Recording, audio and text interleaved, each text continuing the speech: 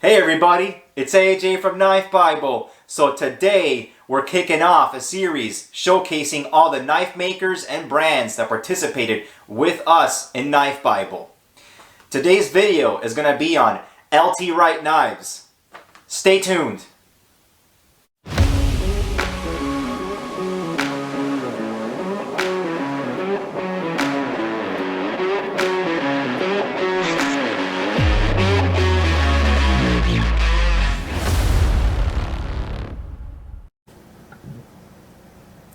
LT Wright Knives specializes in bushcraft knives.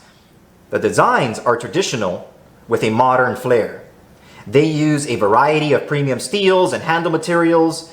The steels you typically find in their models are 1075, 01, A2, CPM 3V, AEBL, and D2.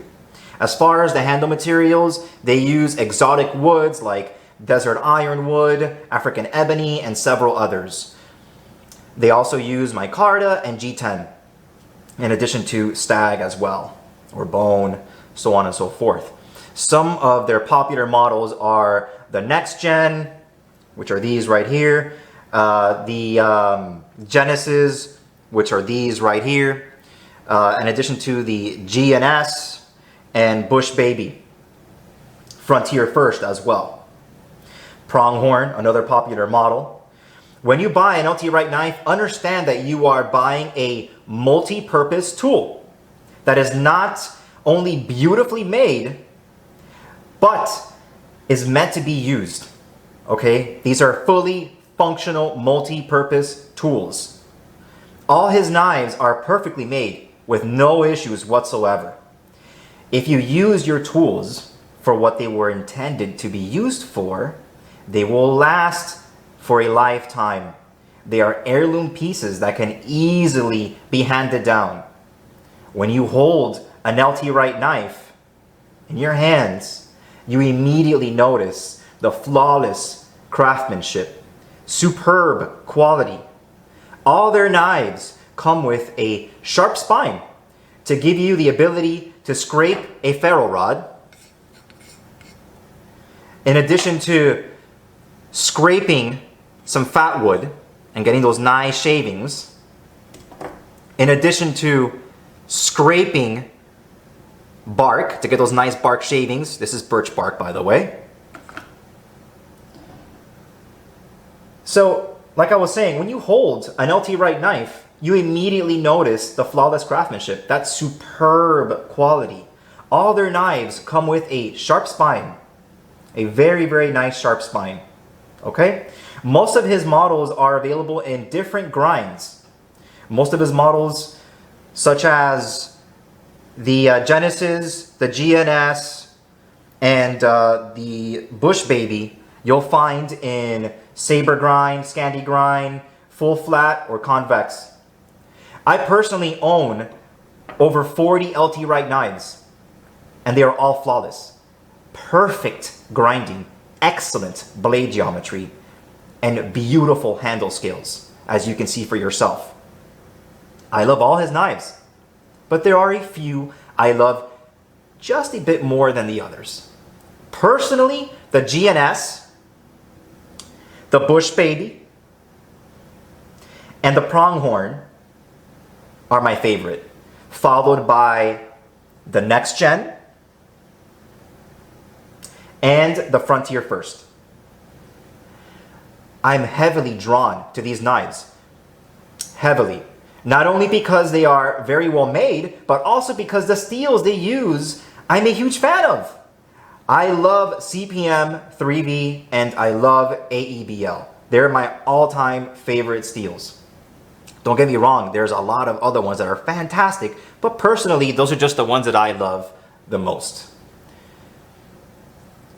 Now, before I embarked on this journey to write Knife Bible, the whole Knife Bible series, I was already a huge fan of LT Wright Knives. When I reached out to LT and told him what I wanted to do and the type of knife book I wanted to produce, he said that he wanted to participate. After several conversations with LT, I can honestly say that he is a kind Extremely down-to-earth gentlemen.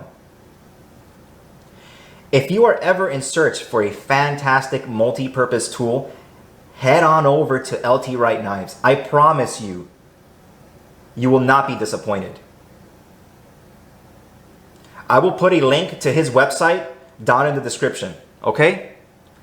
Now, when I actually maintain the edge on these knives, I simply use the black compound that can be purchased in DOT trading. This is the Bark River black compounds, and I have the extra large strop. It's my favorite, okay? The black compound is gonna be, I would say, a 3000 grit, which for me it's perfect. It's really good to maintain that edge with a 3000 grit. Now the green compound, which people typically use, it's a 6000 grit, okay?